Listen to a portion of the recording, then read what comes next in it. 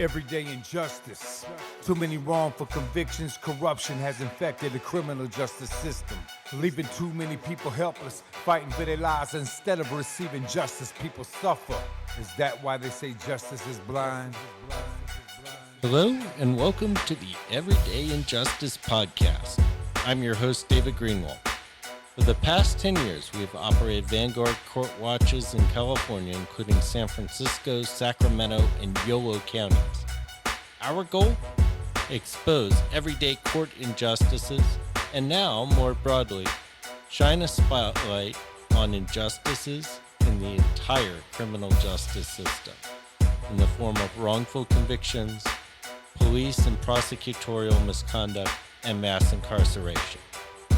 This podcast hopes to take it a step further and highlight criminal justice reform on a national level. Everyday injustice.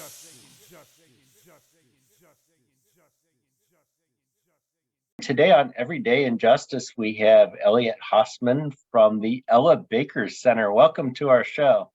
Thanks for having me, David. So how'd you get involved with the Ella Baker Center? Well, just to start, thank you so much for having me. I'm a big fan of the Davis Vanguard. It was such a pleasure to be with y'all in person for your recent gala and just see the incredible work that y'all have been doing for so long, and to be in community with so many freedom fighters, so many folks who'd recently come home, and to feel the love in the room. So thank you for what you do. So much to say on that, and just how y'all have been so incredibly impactful and supportive, particularly just in the last few years with this pandemic, and really shedding a light on the injustices that are happening, the organizing that's been happening, and this movement to really free our folks. So thank you for having me. I've been involved with the Ella Baker Center for a number of years now. I was actually in law school. Back in 2015, I was wrapping up my final year of law school, and I had the opportunity to choose a clinic to work in for my final semester, and had the joy of being introduced to the Ella Baker Center back then, and to join as a law clerk for my last semester. And at that time, we were really looking to move bail reform in the state of California. So myself and my clinic partner, we put together this 70-page memo of all of the ways in which we felt like bail reform could be pursued. Did a lot of really impactful and exciting community interviews of different organizations and people fighting on this issue, people who were impacted by bail. And it was just a really beautiful project.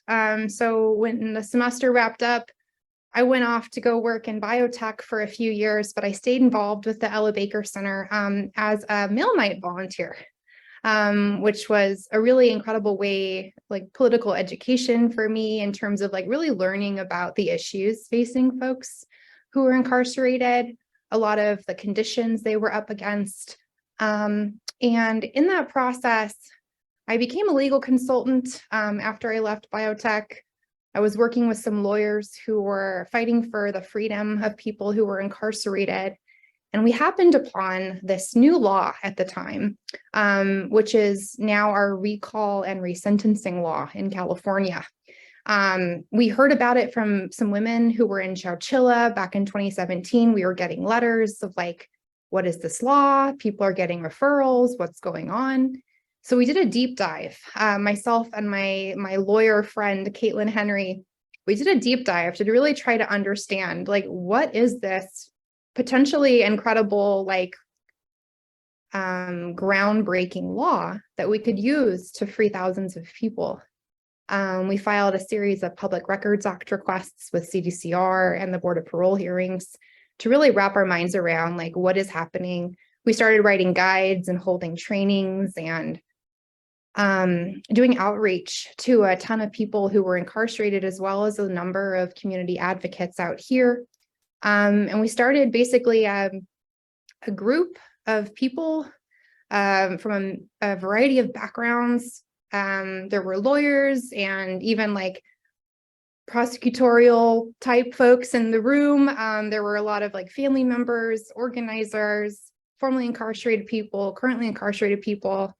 And we really started to bring people together to best understand the possibilities of this law.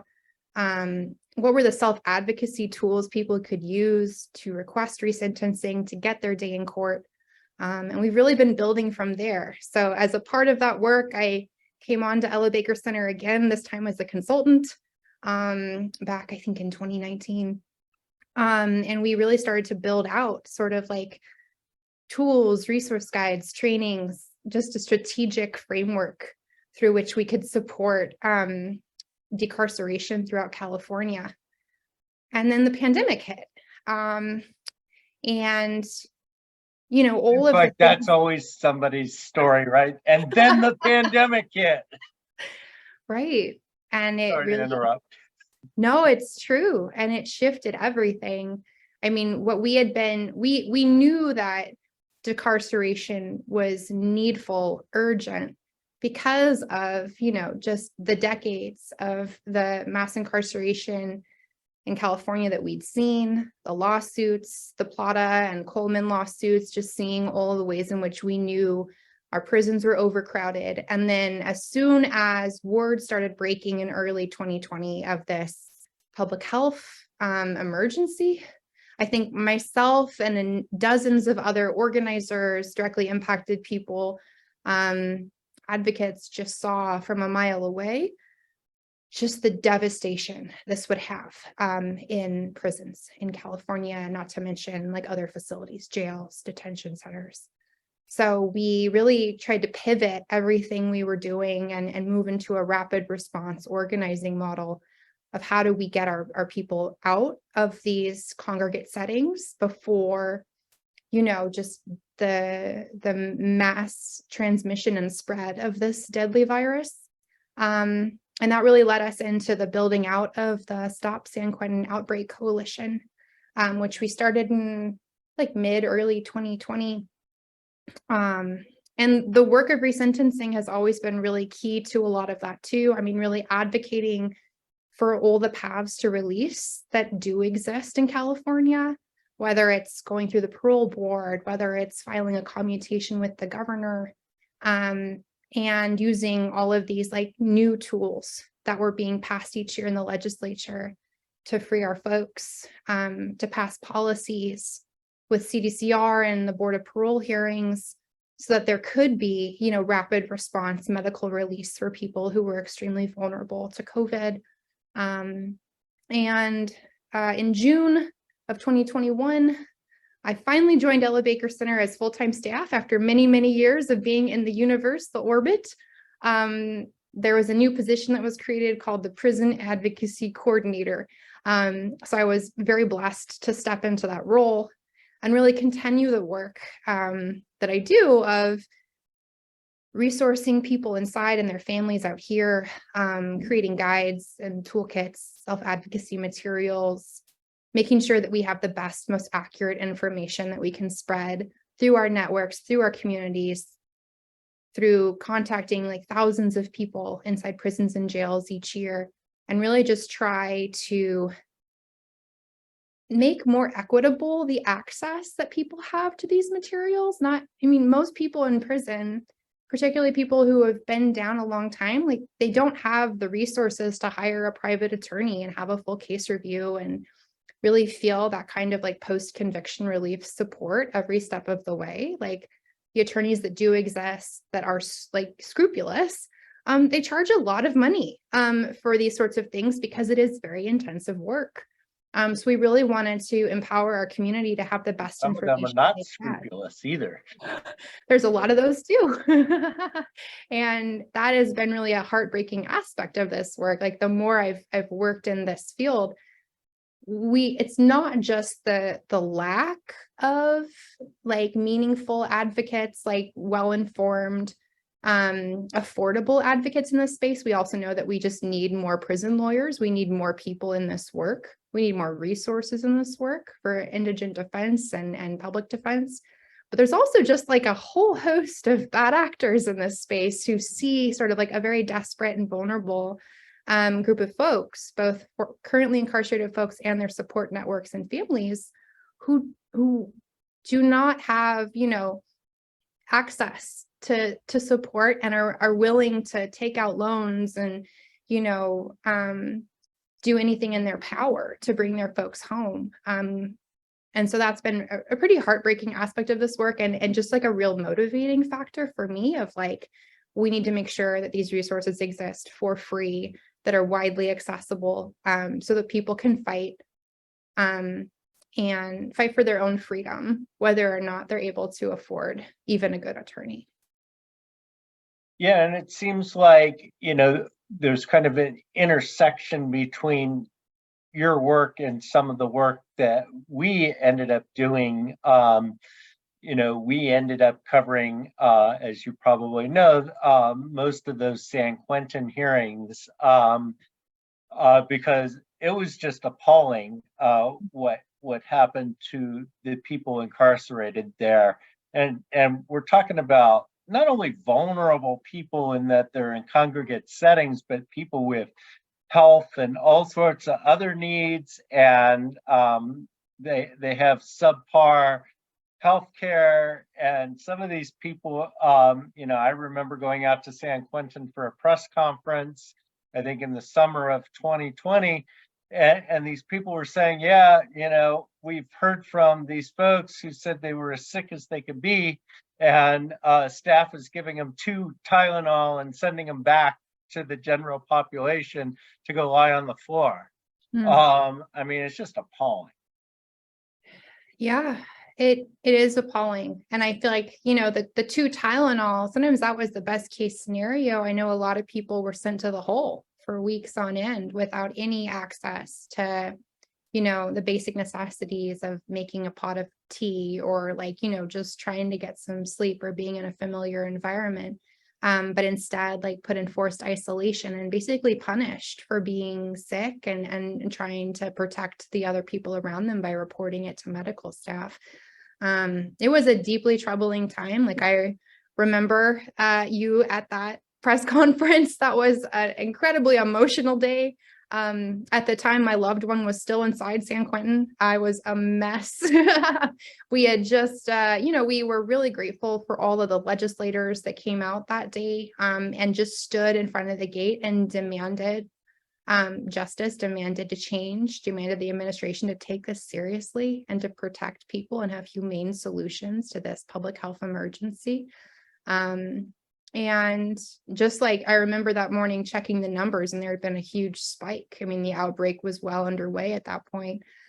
Just a huge spike in cases. And I feel like during the press conference, we kept having to update our signs. There was just we thought there were 400 people with the COVID virus. Now it's 800. Will it continue to go up today?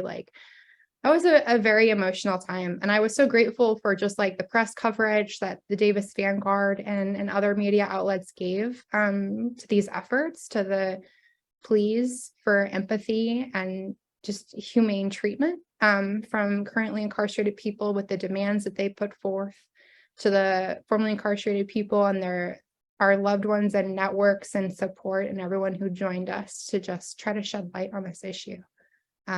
But yeah, it's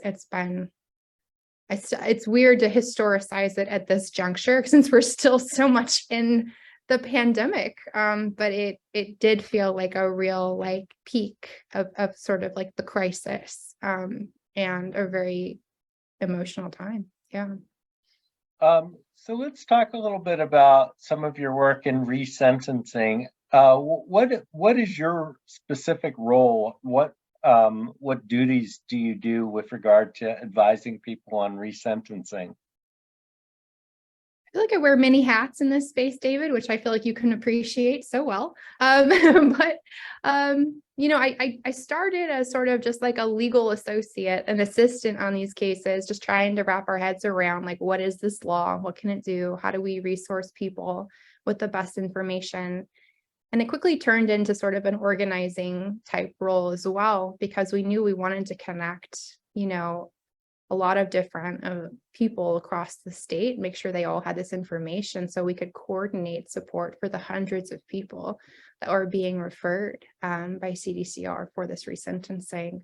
So it's sort of been a macro and a micro and an all at the same time kind of thing. I'm in regular conversations for the past many years with currently incarcerated people and their families, just trying to brainstorm like how to request relief, what is happening in their specific county, what are the courts like there, what is the district attorney's position there, what moves those actors to act upon a resentencing referral or to make a referral in the first place. Will there be pushback when they go into the courts? How can they best prepare documents to show they have realistic parole plans, to show that they express remorse, to show some of like those key factors that the judge will look at when adjudicating sort of the interests of justice standard. And a lot of the work that I do specifically at the Ella Baker Center is implementing laws that we've passed in the last many years. So while these resentencing laws came into effect through like Governor Brown budget item and a series of bills that went into effect before I was working at Ella Baker Center, Ella Baker Center has passed a number of sentence enhancement repeal laws that have been deeply impactful in this space. As you well know, and as many advocates mourn, many times when we're trying to pass laws to free our folks, often what's cut out at the last minute in the amendment process is retroactivity. So we may get a bill moving forward that says you can't apply these ineffective, excessive enhancements to people sentenced after, January 1st, 2021. But it doesn't necessarily provide any relief for the hundreds, if not thousands and thousands of people serving time on what's now deemed legally invalid enhancement time. So we've been really going back to make our laws retroactive as best we can. We passed SB 483, which went into effect January 1st of this year. SB 483 makes retroactive 2 enhancement repeals, the 1-year prison prior enhancement, the 3-year drug prior enhancement. And it created, as of January 1st, a right to resentencing, like a way for people to get directly back into court to have these enhancements removed. And it creates 14,000 resentencing hearings, and it will remove a minimum of 20,000 years off of people's sentences by the end of 2023. But we've also passed a number of enhancement bills that we're still trying to figure out how to make retroactive in the legislature. And in the interim, these resentencing laws that do exist allow for people to get back into court if they have a law enforcement referral from either the prison system or the district attorney in their county of conviction. So the judge can look at old enhancements and has the discretion to remove those from their sentence, to conform their sentence with what it would have been if they'd been sentenced today instead of 20, 30, 40 years ago. And in many cases, the judge has full discretion to resentence them to time served and allow them to rejoin their community. So that's been really the heart of a lot of the work we've been doing for the past many years, is figuring out how to get people the best information so that they can advocate for themselves, get back into court, and have these old enhancements removed. We passed SB 1393, which went into effect January 1st, 2018. That's the 5-year prior felony enhancement. That is still not a retroactive bill, but there's 100,000 years of those enhancements being served currently by people in California prisons, and hundreds of those folks have been referred by the prison system as well as DAs back to court to get those enhancements taken off their sentence and resentencing. So there's a lot more that we want and need to do. I mean, there have been, hundreds of people referred. I think CDCR has referred about 2,000 people at this point, but we still have a ton of pushback in the courts as judges are still learning these laws, learning what's possible, what their discretion can do. Obviously, we face a lot of pushback from prosecutors across the state as well. I mean, there have been a few key offices that have been very supportive of this. But generally speaking, it's been inequity by geography. You can have the same referral letter from the prison, but given this county that you're in can have a completely different result in whether or not you have meaningful resentencing. And that's really been something we've been trying to address with our allies of how do we create more equitable outcomes across the state with these resentencing laws going into effect. Yeah, that was one of the questions I was actually going to ask with regard to 1170D, because it relies so heavily on prosecutors, and some prosecutors, have prioritized doing it. Some claim that they have prioritized doing it and haven't, and others have no interest in doing it at all. That seems to be creating a very different playing field.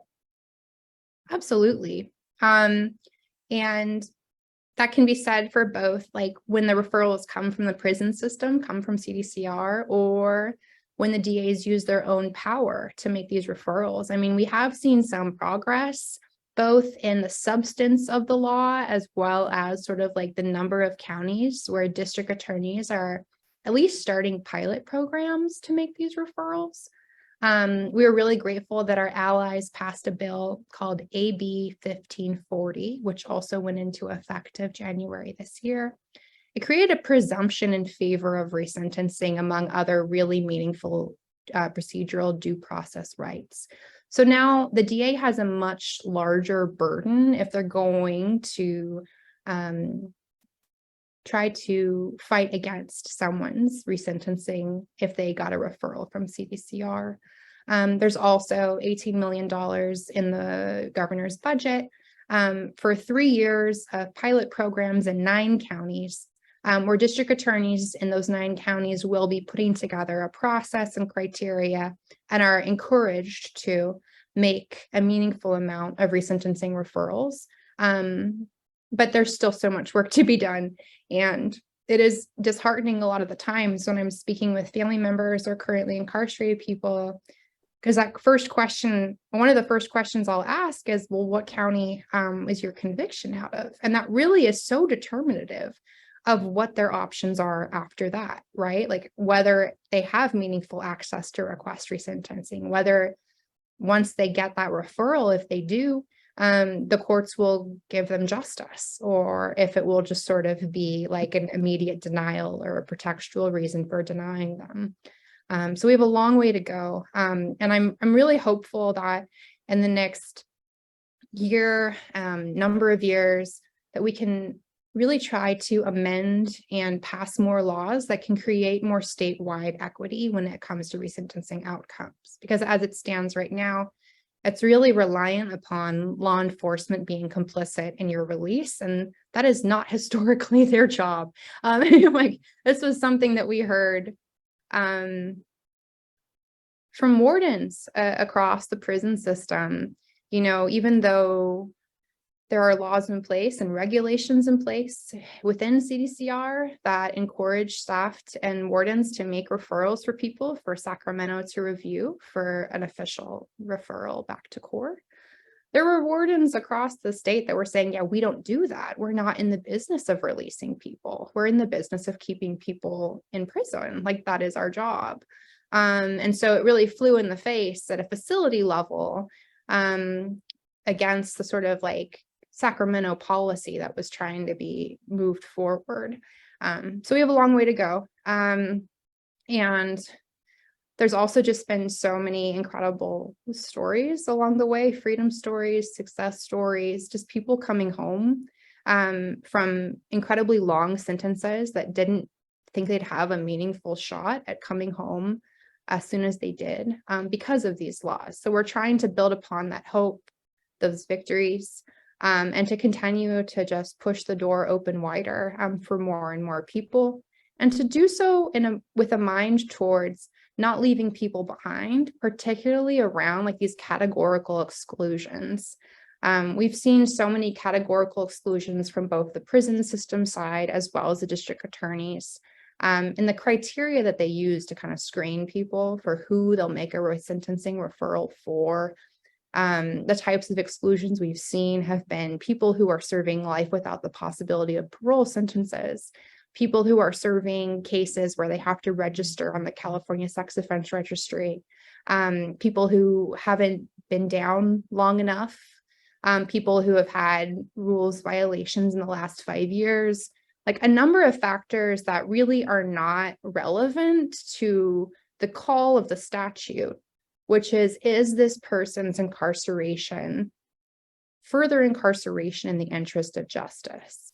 And that is beyond sort of like, not standing for count, or having a curtain hanging in your cell, or having a case that is, deemed to be of the unspeakables or the untouchables of the prison system.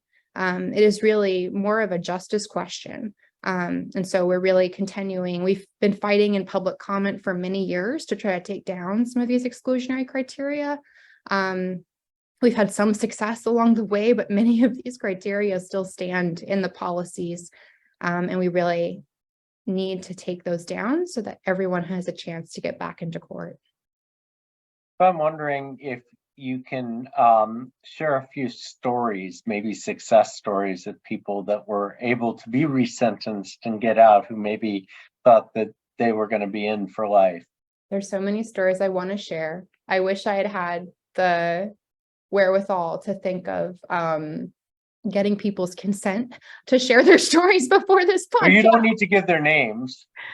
I think, there have been, I've seen so many people come home, and that has been a really beautiful thing. I think particularly when we're looking at things like 3 strikes cases, knowing that, people had so many enhancements stacked and stacked and stacked, and also got the 25 to life for their 3rd strike, that it's been so incredibly powerful to see all of that time come off and for them to come home, often decades before their minimum parole eligibility date. One thing that's been really striking is how quickly resentencing can move when all the parties are aligned. So a dear friend of mine, there was a county where we had a more conservative district attorney. I'm going to try to be very non-specific. There was a county where there was a very, conservative, historically conservative district attorney who had never considered resentencing before. People had been writing to them for years trying to request this. They hadn't moved on anyone. And a friend of mine was serving a case for a violent felony, and we had been told by everyone, this district attorney will never make a referral, and they definitely will never make a referral for a violent, quote unquote, violent case. But the person's family is just an incredible family with an organizing and movement background. They really rallied so much community support behind this person. This person put together an incredible packet and just pled to the district attorney for mercy and for a second look. Showed the remorse that they had for the harm that they had caused, showed the community support that they had. And within a month of them sending that packet to the district attorney got back to them and was like, yeah, we'll make a referral. Just completely blew us out of the water. And a month later, they were home. Wow. So within 2 months, we went from a completely impossible situation that everyone said was not going to work, to literally being able to stand beside my friend and hug them and have them stop by the office and advise us on bills that we were looking at, and just do incredible work out here in our community. And I think that's the story that people need to hear more of, is the people who are currently incarcerated are not who you think they are. If you're watching true crime television or, watching some of these prison documentaries, or believing what mass media will tell you about who's currently incarcerated, people have changed. People can change, people do change. People are healing themselves and healing each other inside and healing their communities, even through the walls. And when they come home, they're able to actually stop the cycles of violence that we're trying to fix, quote unquote, with our prison system. It's not actually prisons that keep us safe. It's we keep us safe. And the more people that come home, the more of their emotional intelligence, their healing tools, their just incredible hearts are out here guiding us in a path to community healing and to making our public safe. So that's been a really beautiful aspect of this work, is just seeing people come home, seeing the impact they have out here once they've come back. And just seeing the healing that can happen in a family. I think oftentimes we forget about the impact that incarceration has on the family of the incarcerated person, how their own healing can sometimes be frozen in a way for decades, and the incredible shift that can happen when their loved one comes back home, is able to reintegrate into the family, and support their family emotionally, financially, and just to like reunite families is one of my favorite parts of this work. I think, one of the interesting points that you made is you said, these incarcerated people are not who people think they are. And I've worked with so many incarcerated people over the years that, are not the same person that they were when they committed whatever crime that they committed, if they even committed a crime. In some cases, I've worked with wrongfully convicted people who are completely innocent, but that's another story. I always get this pushback though. Often I'll advocate for releasing someone, or reforming a law, and somebody will invariably say, well, do you want that person next door? Would you let them with your kids? And I'm like, do you know me? I don't even give it two thoughts anymore. It's just not an issue for most of the time. I mean, they're definitely people I don't want to be hanging out with, right? But I think we can kind of screen that out in these processes. Yeah, absolutely. And I think like I got into this work at a time in my life where I was sort of like in the peak of my feeling hurt by the world, not trusting other people very much. Like I was especially of a mind at that time where I really didn't trust men because of my own trauma, my own experiences in various settings, and just hadn't had a meaningful relationship with a man in many years. And when I got involved in the work, I was doing a jail fight project that brought me into San Quentin to do an art project back in 2017. We were building out an art zine, working with an editorial team inside of San Quentin to produce a zine full of people throughout jails and prisons throughout California who wanted to comment on mental health, how we do self-care and community care while incarcerated. And it was through that work that I actually met some of the most beautiful people I'd ever met.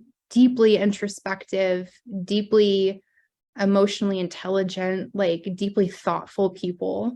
And it kind of rebuilt my trust in people, in men, and just a variety of, experiences that I had kind of shut myself off to out of my own trauma, my lack of trust, and really helped me to heal. As I was doing this work of, working on these projects, supporting people in their freedom journeys. And those are the people that are inside prison. I mean, I agree with you, there is always going to be the exception to the rule. And this is why we need a more humane alternative to accountability and safety for when there is harm caused. But the vast majority of people who are currently incarcerated, the almost 100,000 people in our prison system, the vast majority of them could come home tomorrow with the right resources, with that community support, so that they have a meaningful shot at successful reentry, and just be incredible leaders and family members and neighbors. The thing is, I think that is often forgotten in some of the pushback that we get, and even in some of the movement, is I think there's this binary where we think that there are people who cause harm and there are people who have survived harm or been the victims of harm. And everyone I've met in prison was first a survivor of harm. was first someone who was harmed, whether as a child or in their community, who did not have the support they needed from their family, from their community, were in desperate situations, were in hard times, and made decisions that they are not proud of today, that they would not do again if they had had the maturity, the resources to choose differently. And so I think people really need to understand that too, is like, there isn't just a group of survivors and a group of people who are perpetrators of harm. Like, it is a Venn diagram and it is nearly complete.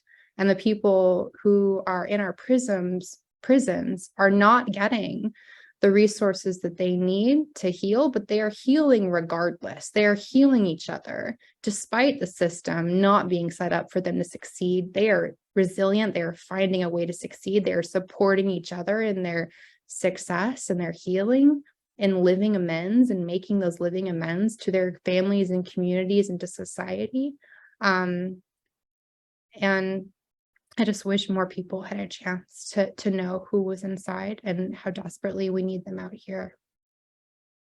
Yeah, I think there are a lot of great thoughts there that would all be fodder for another segment here. Unfortunately, we're just about out of time. One question I guess I would ask, which I always ask, is, what if people want to get involved? What if people want to help out? How would you recommend they do that?